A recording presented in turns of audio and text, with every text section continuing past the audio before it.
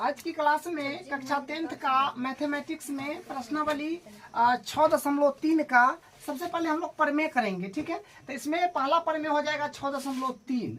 देखिए 6.3 परमेय को हम लोग बोलेंगे ए का मतलब होता है कौन कौन कौन समरूपता कसौटी।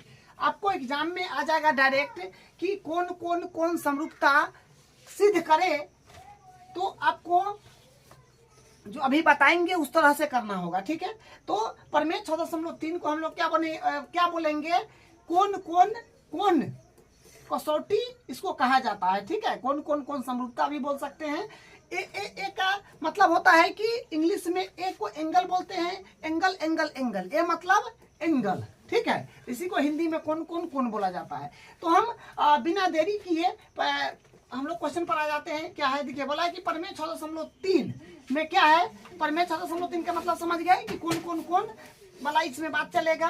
तो देखिए क्या कह रहा है, परमेय 6.3 क्या कह रहा है, यदि दो त्रिभुजों में संगत कोण बराबर हो, दो त्रिभुजों में क्या है कि संगत कोण बराबर हो, तो संगत कोण बराबर हो तो उनकी संगत भुजाएं एक ही अनुपात में यानी समानुपाती होती है, और इसलिए ये त्रिभुज समरूप होती है।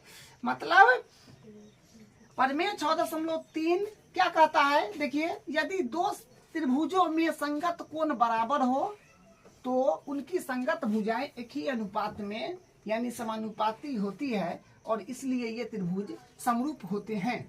दो त्रिभुज का बात चल रहा है। सबसे पहले इसका मोटा मोटा क्या बात है, मतलब मोटा मोटा इसको ओवरव्यू आपको हम बता देते हैं, तब प्रूफ करेंगे। जैसे मान लीजिए एक त्रिभुज है, ये त्रिभुज है,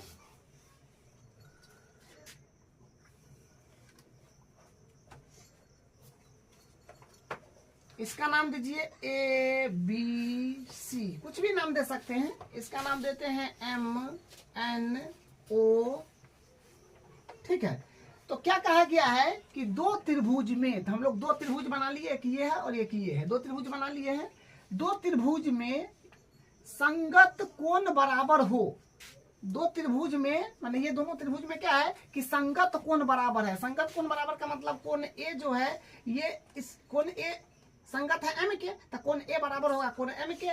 फिर कोण बी जो है, बी का संगत एन है, तो कोण बी बराबर होगा कोण एन का। फिर कोण सी का संगत कोण ओ है, तो कोण सी जो होगा ई बराबर होगा कोण ओ का।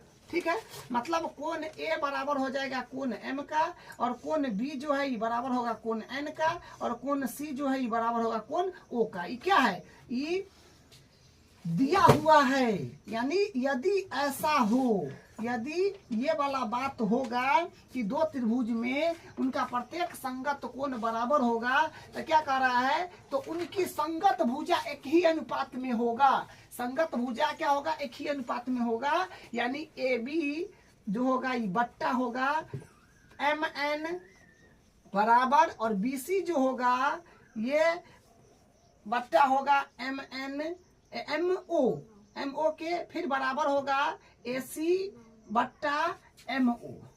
ठीक है, तो अगर दो त्रिभुज में उनकी संगत कोण बराबर है, दो त्रिभुज में उसकी प्रत्येक संगत कोण बराबर है, तो उसका प्रत्येक संगत भुजा एक ही अनुपात में होगा। अगर ऐसा है तो ये होगा।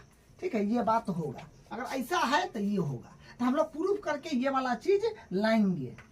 ठीक है, तो वही बात बोला गया था कि यदि दो त्रिभुजों में, तो हम लोग दो त्रिभुज बना लिए और संगत कोण बराबर हो, तो इसका प्रत्येक संगत कोण इसके बराबर हो, तो उनकी संगत भुजा एक ही अनुपात में होगा। मतलब इसका अनुपात इसके साथ बराबर होगा, इसका अनुपात इसके साथ, फिर बराबर होगा इसका अनुपात इसके साथ का। तो ये इसका मोटा मोटा कहने का मतलब है, सो बता दिए हैं। ठीक है, अब हम लोग इसको प्रूफ करेंगे, तो अब आपको बेहतर समझ में आएगा। यहाँ पर ध्यान आपको देना है। ठीक है, तो हम लोग दो त्रिभुज की बात चल रहा था, तो हम दो त्रिभुज पहले बना, तो यहाँ से दो त्रिभुज बना लेते हैं।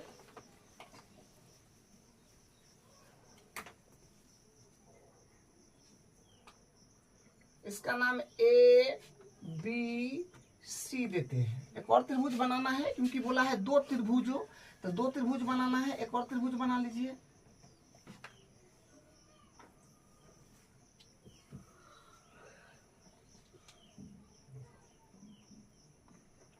इसका नाम देते हैं पी क्यू आर।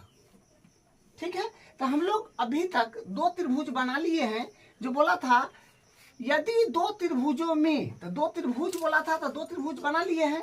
और क्या बोला है, दो त्रिभुजों में संगत कोण बराबर हो, संगत कोण बराबर है, यानी ये कोण इसके बराबर है, ये वाला कोण जो है ये इसके बराबर है, ये वाला कोण जो है ये इसके बराबर है, और ये वाला कोण जो है ये कोण ये इसके बराबर है, ये दिया हुआ है। तो हम लोग सबसे पहले लिखेंगे सिस्टमेटिकली कि क्या दिया हुआ है।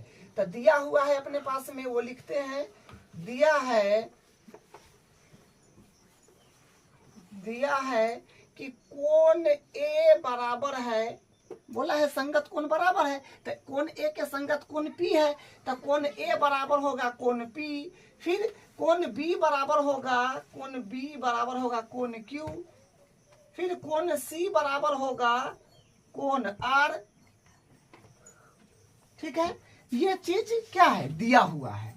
अब यहां से हम लोग सिद्ध क्या करना है उसको लिख लेंगे,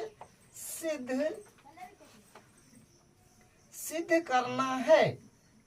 तो सिद्ध क्या करना है, देखिए सिद्ध करना है क्या, कि उनकी संगत भुजा एक ही अनुपात में होती है। अगर संगत कोण बराबर है, ये दिया है, तो संगत भुजा एक ही अनुपात में होती है, यानी ए बी बट्टा ए बी बट्टा इसके संगत भुजा कौन है, A P Q, A B बट्टा पी क्यू बराबर बी सी बट्टा क्यू आर, क्योंकि इसके संगत भुजा तो ये है, बराबर फिर ए सी बट्टा पी आर।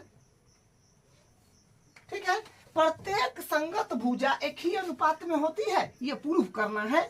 तो ये बात हम लिख लिए हैं सिद्ध करना में, क्योंकि ये सिद्ध करके लाना है। ठीक है, और एक बात आपको ध्यान रखना है कि कोई भी प्रमेय हम लोग प्रूफ करते हैं, कोई भी प्रमेय को बनाते हैं, तो उसमें रचना की बड़ी रोल होता है। ठीक है, रचना करना पड़ता है।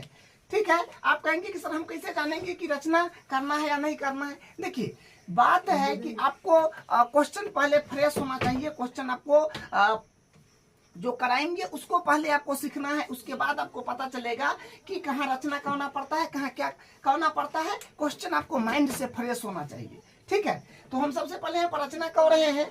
तो रचना में क्या करेंगे, सो देखिए ध्यान से, रचना में हम लोग क्या करेंगे कि देखिए ए बी भुजा जो है इस वाले त्रिभुज में, एबीसी त्रिभुज को ध्यान से देखिए, एबीसी त्रिभुज में ए बी भुजा की जितना लंबाई है, ए बी भुजा जितना लंबाई का है उतना ही लंबाई का यहाँ पर टिक मार देंगे पी क्यू पर। ठीक है, क्योंकि इसके संगत तय है, तो जितना ए बी का लंबाई होगा उतना ही नाप लेंगे, यहाँ पर टिक मार देंगे। मान लीजिए कि इतना है, तो यहाँ पर हम टिक मार दिए, ये इतना है। ठीक है, मान लीजिए कि इतना है। उसी प्रकार एसी भुजा की जितना लंबाई होगा उतना ही लंबाई का पी आर भुजा पर निशान लगा देंगे। ठीक है, मान लीजिए कि निशान लगा दिए, इतना को पाया मान लिए।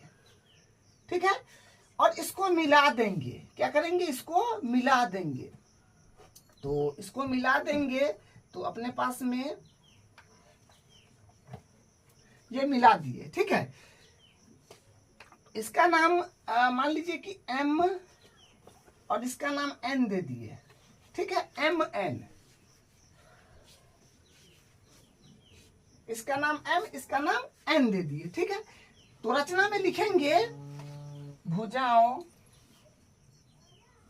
पी क्यू तथा पी आर पर क्रमशः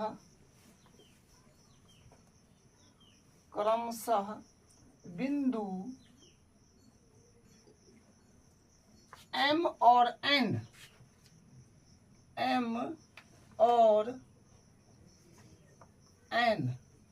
इस प्रकार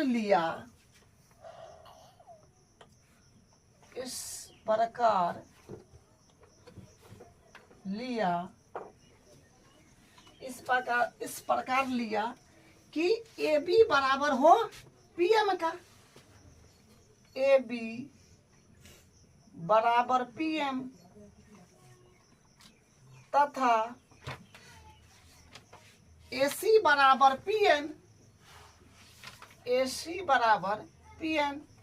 इसको समीकरण 1 नाम दे दीजिए, इसको 2 नाम दे दीजिए, क्योंकि काम आएगा। ठीक है, तो हम रचना की है, क्या की है कि भुजाओं PQ तथा PR पर क्रमशः बिंदु M और N इस प्रकार लिया कि AB बराबर PM तथा AC बराबर PN। देखिए, हम PQ भुजा पर और PR भुजा पर रचना किया। कैसे किया कि AB भुजा के लंबाई के बराबर यहाँ पर टिक मार दिए और AC भुजा के लंबाई के बराबर यहाँ पर टिक मार दिए। ठीक है, मतलब AB के जितना लंबाई है उतना लंबाई का और AC का जितना लंबाई है उतना लंबाई का यहाँ टिक मार दिए। तो PM जो भुजा के लंबाई है वो M के बराबर हो गया और AC भुजा के लंबाई है वो PN के बराबर हो गया। और हम लास्ट में M और N को मिला दिया। ठीक है, लास्ट में क्या किए, M और N को मिलाया। तो वो बात भी लिख दीजिए, वो N को मिलाया। ठीक है, तो हम लास्ट में M और N को मिला दिए। ठीक है, तो यहाँ तक अभी हम क्या किए हैं, जो सिद्ध करना था, जो दिया हुआ था वो लिखे हैं। ठीक है, जो दिया हुआ था वो लिखे हैं, जो सिद्ध करना था वो लिखे हैं, रचना की आवश्यकता पर रचना लिखे हैं। इतना काम अभी तक हम किए हैं। ठीक है, ये मिटाते हैं क्योंकि ये आपका जो था, इसका जो समरी था, मतलब इसका ओवरऑल व्यू क्या है वो बताए हैं कि ये चीज दिया है, ये लाना है। तो ये आपका ये इसका मोटा मोटा बात था वो है। तो इसको मिटाते हैं। एक और बात आपको बताएंगे। तो अब देखिए, एक और बात आपको याद दिलाते हैं जो क्लास 9th में आप पढ़े हैं। क्लास 9th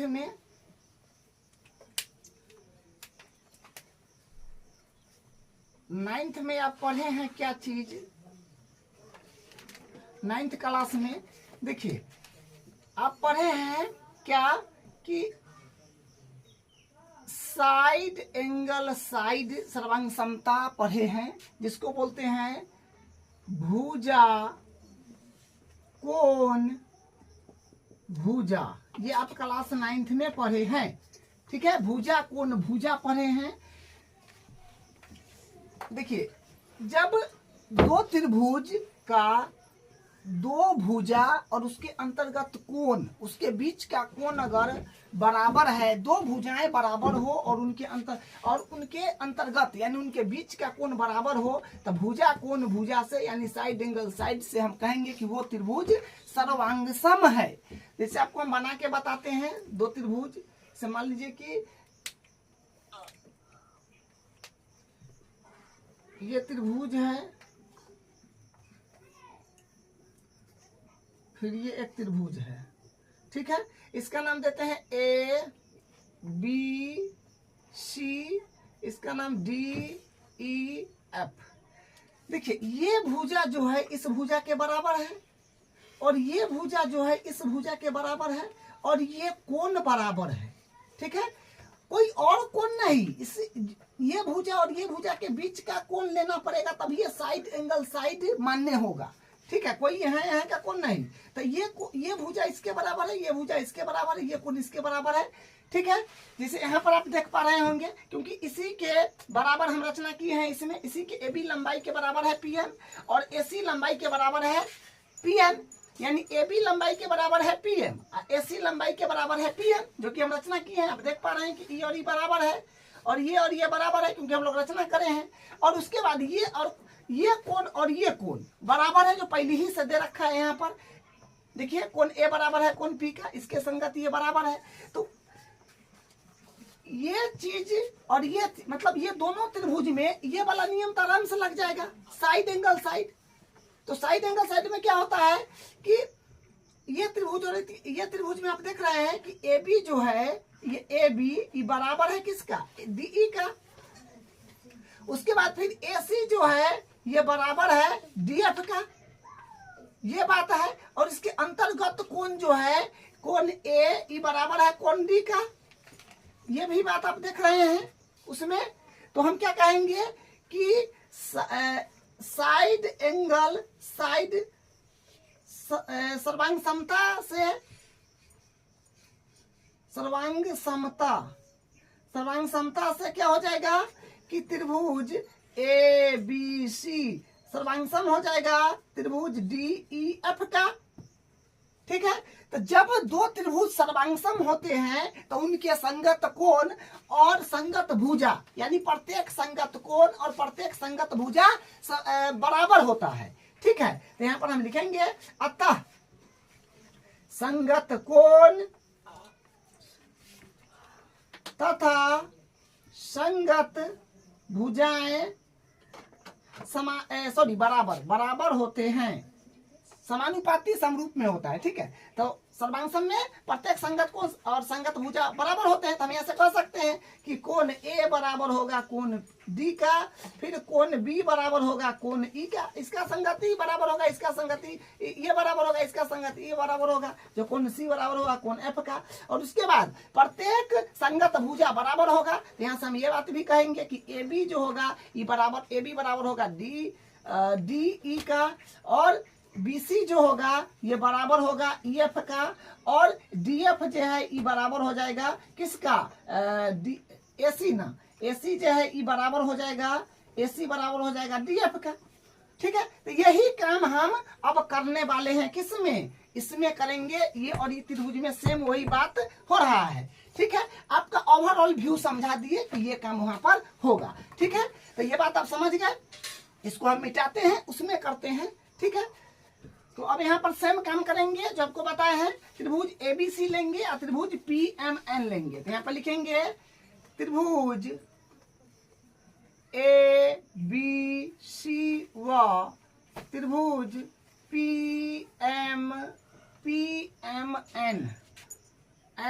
में। ठीक है, क्या होगा कि AB जो है AB ये बराबर है किसके, PM के। PM के कारण क्या होगा, रचना से, हम लोग रचना किए हैं, रचना से। उसके बाद AC जो होगा AC, या फिर कहिए कि कोण A बराबर होगा कोण P का, कोण A जो है कोण A बराबर होगा कोण P का। ये तो दिया हुआ है, ये क्या है दिया हुआ है, यहाँ पर लिखेंगे दिया है। ठीक है, कोण A बराबर P क्या है दिया हुआ है। उसके बाद AC जो है AC ई बराबर है PN का, इसको कहेंगे रचना से, रचना से। तो देखिए ये दो त्रिभुज जो है ये सर्वांगसम हो गया साइड एंगल साइड से। तो यहाँ पर हम लिखेंगे अतः साइड एंगल साइड से, यानी भुजा कोण भुजा सर्वांग समता लिखिए, साइड एंगल साइड सर्वांग समता से क्या हो गया कि त्रिभुज ABC ये सर्वांगसम हो गया त्रिभुज PMN का। ठीक है, तो जब दो त्रिभुज सर्वांगसम होते हैं तो उनके प्रत्येक संगत कोण और प्रत्येक संगत भुजा बराबर होते हैं। तो यहाँ पर लिखेंगे अतः प्रत्येक संगत कोण और संगत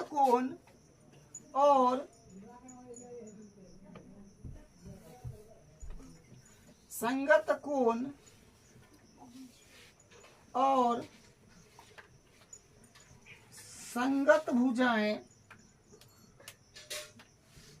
संगत भुजाएं बराबर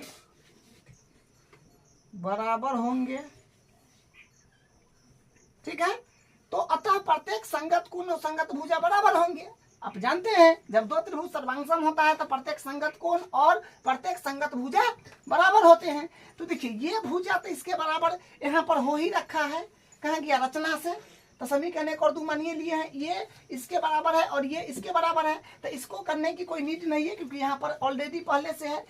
BC बराबर आप कर लीजिए, BC बराबर कर लीजिए MN का, यहाँ पर कहेंगे BC बराबर MN। ठीक है, इसको समीकरण 1 2 तक माने हैं, इसको 3 नाम दीजिए। उसके बाद फिर कोण सब बराबर कर लीजिए, यहाँ पर भी लिख दीजिए आता है। फिर कोण बी के संगत कौन है m, तो कोण m हो जाएगा, कोण b बराबर हो गया कोण m का, इसको समीकरण 4 मान लीजिए। फिर कोण c बराबर होगा कोण n का, कोण c बराबर होगा कोण n का, इसको समीकरण 5 मान लीजिए। ठीक है, अब यहाँ तक आपको समझ में आ गया होगा। कुछ नहीं किए, ये त्रिभुज और ये त्रिभुज को सर्वांगसम किए और उसके क्या बोलते हैं, जब सर्वांगसम होता है तो संगत कोण और संगत भुजा बराबर होता है, वही काम किए हैं। ठीक है, अब यहाँ पर थोड़ा सा ध्यान से देखिए, अब यहाँ पर कुछ समझने का बात होगा। अब देखिए, अब हम लोग क्या करेंगे, अब देखिए कोण पर आप लोग को गौर करना है। देखिए यहाँ पर समीकरण 4 और 5, और यहाँ पर देखिए समीकरण आप क्या काम कीजिए, इसको भी समीकरण ही मान लीजिए। ठीक है, इसको मान लीजिए समीकरण 1, इसको मान लीजिए समीकरण 2, और इसको मान लीजिए समीकरण 3। ठीक है, और इसको मान लीजिए समीकरण 4, सबको समीकरण मान लीजिए। इसको मान लीजिए समीकरण 5, तो ये हो जाएगा अपने पास में समीकरण, ये हो जाएगा 6, ये हो जाएगा अपने पास में समीकरण 7, ये हो जाएगा समीकरण 8, क्योंकि सब का यूज होने वाला है इसलिए हम सबको समीकरण मान लिए हैं। ठीक है, अब देखिए, अब यहाँ से थोड़ा ध्यान देना है। देखिए यहाँ पर कोण B जो है, E बराबर है Q का, यहाँ पर कोण B जो है, E बराबर है किसका, M का। तो हम क्या कह सकते हैं कि समीकरण 2 और 7 से, समीकरण 2 और 7 से क्या होगा कि देखिए दोनों का जो है लेफ्ट और लेफ्ट बराबर है। ठीक है, दोनों का लेफ्ट बराबर है तो राइट भी बराबर हो जाएगा। तो कोण Q जो होगा ये बराबर हो जाएगा, कोण Q बराबर होगा कोण M का, कोण M का। ठीक है, उसी प्रकार फिर यहाँ पर देखिए कि कोण C बराबर यहाँ कोण N है, यहाँ पर देखिएगा तो कोण C बराबर कोण R है। तो समीकरण 3 और 8 से फिर देख लीजिए, तो फिर लिखेंगे समीकरण 3 व 8 से, समीकरण 3 व 8 से, समीकरण 3 और 8 को देखिए। तो समीकरण 3 में देखिए ध्यान से, और 8 में देखिए, तो कोण C बराबर यहाँ n है, यहाँ कोण C बराबर R है। इसमें लेफ्ट के बराबर है तो राइट बराबर हो जाएगा। यहाँ कहेंगे कोण R बराबर हो जाएगा कोण n का। ठीक है, तो यहाँ से इसको भी समीकरण आप 9 मान लीजिए, इसका समीकरण 10 मान लीजिए। ठीक है, अब देखिए, अब थोड़ा सा ध्यान देना है। अब कोण क्या है, देखिए यहाँ पर जो है कोण, हाँ, समीकरण 9 को देखिए, और समीकरण 9 और 10 को आपको ध्यान से देखना है। समीकरण 9 और 10 को, तो समीकरण 9 में है कि कोण Q बराबर है कोण M का, तो कोण Q ये रहा, और ये कह रहा नहीं, कोण Q जो है M के बराबर है। ठीक है, कोण Q जो है ये M के बराबर है। और इसके बाद देखिए समीकरण किसमें, समीकरण 10 में देखिए, ये तो देख लिए कि ये कोण Q जो है M के बराबर है, और समीकरण 10 में क्या है कि कोण R जो है N के बराबर है, कोण R N के बराबर है। ठीक है, कोण Q जो है क्या है, कोण R जो है N के बराबर है, और कोण Q जो है M के बराबर है। हम किससे कह रहे हैं, समीकरण 9 व 10 से। ठीक है, तो आप थोड़ा सा ध्यान दीजिए, यहाँ पर थोड़ा बेसिक बात और समझना है जो क्लास 9th में आप पढ़े हैं। देखिए ये लाइन के ऊपर का कोण और ये लाइन के ऊपर का कोण बराबर है, ये यहाँ पर भी ये कोण और ये कोण बराबर है। तो हम पढ़े हैं, आप लोग पढ़े हैं क्लास 9th में कि देखिए ये और ये बराबर है, तो इसका मतलब ये संगत कोण है। ये दो रेखा है, ये दो रेखा है, इसका ऊपर का कोण बराबर है, इसका ऊपर का कोण बराबर है, इसको संगत कोण बोलते हैं। तो संगत कोण बराबर है, यहाँ पर भी संगत कोण बराबर है, तो ये जो है ये रेखा इसके समांतर हो जाएगा। हम कह सकते हैं, यहाँ पर लिखेंगे समीकरण 9 व 10 से क्या कह सकते हैं कि संगत कोण कोण से संगत कोण बराबर है, संगत कोण बराबर है, अतः संगत कोण बराबर है, तो आप क्या कहेंगे, संगत कोण बराबर है, तीन रेखा समांतर होंगी, तो एम एन समांतर होगा किसका, क्यू आर का। जब दो रेखा है और उसका संगत कोण बराबर है तो ये अपने आप समांतर हो जाएगा, इसमें विशेष सोचने की बात नहीं है, आप क्लास 9th में पढ़े हैं। तो एम एन समांतर हो जाएगा क्यू आर का, ठीक है। अब देखिए ध्यान से, अब ये त्रिभुज है, पी क्यू आर एक त्रिभुज है और ये भुजा इसके समांतर है, तो आपको फट से थेल्स पर में याद आ गया होगा कि कोई त्रिभुज में अगर कोई रेखा किसी के समांतर हो जाए, एक भुजा के समांतर अगर कोई रेखा खींची जाए तो इसका अनुपात इसके साथ, इसका अनुपात इसके साथ बराबर होगा थेल्स पर में से। तो हम यहाँ पर लिखेंगे त्रिभुज, क्या लिखेंगे, त्रिभुज पी क्यू आर में क्या होगा, पी क्यू आर में थेल्स प्रमेय से, थेल्स प्रमेय से। थेल्स प्रमेय क्या कहता है कि अगर कोई त्रिभुज में एक भुजा के समांतर और कोई रेखा खींची जाए तो भुजाओं का अनुपात जो है बराबर होता है। तो पीएम बट्टा क्या लिखे, अतः थेल्स प्रमेय से, अतः पीएम बट्टा एम क्यू बराबर होगा पी एन बट्टा एन आर का, ये थेल्स प्रमेय कहता है, ठीक है। तो हम लोग यहाँ तक पहुंच गए हैं, यहाँ तक में कोई दिक्कत आपको नहीं होना चाहिए, ठीक है। अब देखिए अब क्या करना है, जो प्रूफ करना था वो आया कि नहीं उसको थोड़ा सा देख लीजिए। तो यहाँ पर है पीएम बट्टा एम क्यू, तो पीएम बट्टा एम क्यू और पी एन बट्टा एन क्यू, कुछ इसमें बुझा ही नहीं रहा है कि आया कि नहीं, लेकिन थोड़ा सा ध्यान दीजिएगा तो आपको पता चल जाएगा कि देखिए पीएम के बदला हम ए बी लिख सकते हैं, तो ए बी कहीं ना कहीं मिल गया हुआ।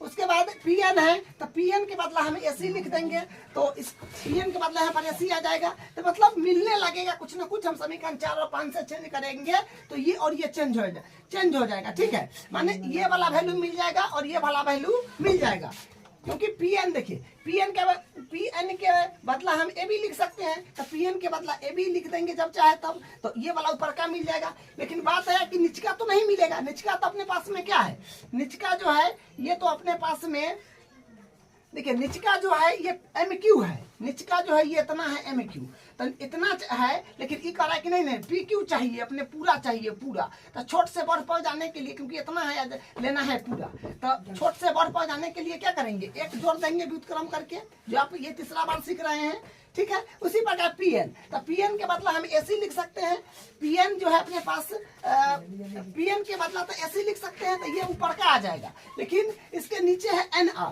तो यहाँ पर एनआर छोटा वैल्यू है, नहीं एनआर नहीं, हमको पीआर चाहिए, तो पीआर चाहिए तो फिर छोटा से बड़ा पर जाना है, तो क्या करेंगे एक जोड़ देंगे, ठीक है। तो सबसे पहले इसको व्युत्क्रम कीजिए, अभी चेंज नहीं करेंगे ना तो काम गड़बड़ हो जाएगा, क्योंकि वैल्यू बदल जाएगा, ठीक है। तो यहाँ पर हम लिखेंगे, अब ये व्युत्क्रम करिए डायरेक्ट, लिखेंगे व्युत्क्रम करने पर,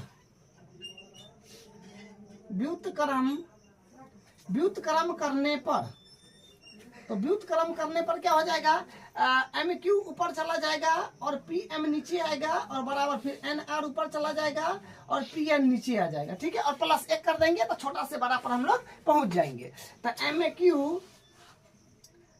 क्यू बट्टा पी एम प्लस 1 और एन आर बट्टा पी एन प्लस 1। अब एलसीएम वगैरह कर लीजिए, तो यहाँ से हो जाएगा पी एम और 1 का, तो पी एम ही रहेगा, तो पी एम का पी एम, तो एम क्यू प्लस 1 में पी एम से, तो मतलब पी एम ही आ जाएगा बराबर, फिर यहाँ पर पी एन में 1 से, तो पी एन और तो पी एन में 1 से कीजिए तो पी एन, तो एन आर ऊपर है तो एन आर ही रह जाएगा, एन आर प्लस 1 में पी एन से तो पी एन ही, तो फिर ऊपर 1 है तो पी एन ही आ जाएगा। अब देखिए यहाँ पर थोड़ा ध्यान से, अब यहाँ पर थोड़ा सा ध्यान देना है, देखिए M Q plus P N है, तो एम क्यू ये है, M Q plus P N, तो पी एन ये है, तो इतना प्लस इतना क्या हो गया, पी क्यू बन गया। तो यहाँ पर हम लोग क्या लिख देंगे, पी क्यू बट्टा पी एम है तो पी एम, ठीक है। इतना के बदला P Q plus P M, तो क्या बना, पी क्यू बन गया, M Q plus P M, तो पूरा बन जाएगा ना पी क्यू, तो वो लिख दिया नीचे एडिटीज। फिर N R plus P N, तो एन आर ये है और पी एन ये है, तो इतना प्लस इतना, तो इतना बन जाएगा पी आर, तो यहाँ पर हो जाएगा बराबर पी आर, बट्टा पी एन है तो पी एन।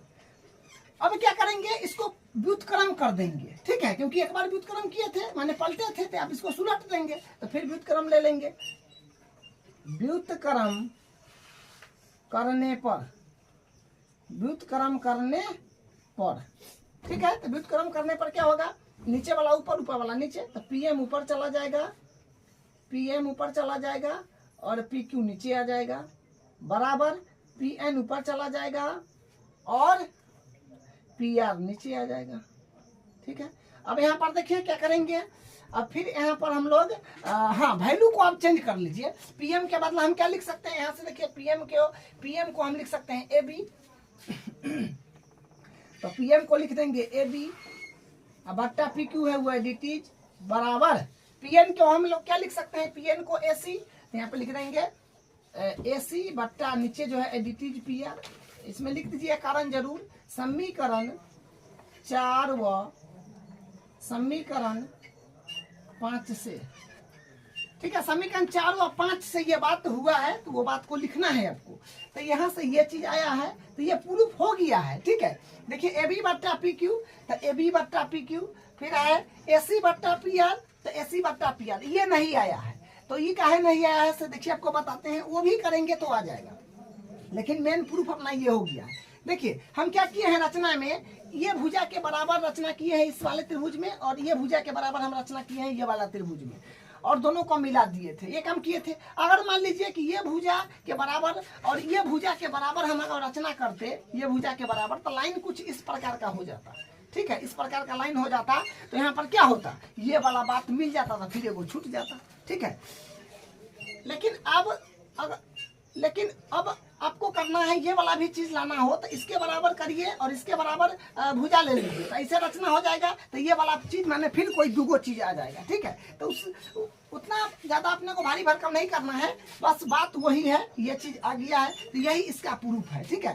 तो ये प्रमेय जो है काफी इम्पोर्टेंट है, आप एक बार 2 बार घर पर प्रैक्टिस कीजिए और अपने बिना देखे बनाइए, और सारा क्वेश्चन जो होगा 6.3 प्रश्नावली का और एग्जाम्पल सब प्रमेय पर बेस्ड है, ठीक है। और भी प्रमेय इसमें है, उसको अगले क्लास में करेंगे, ठीक है।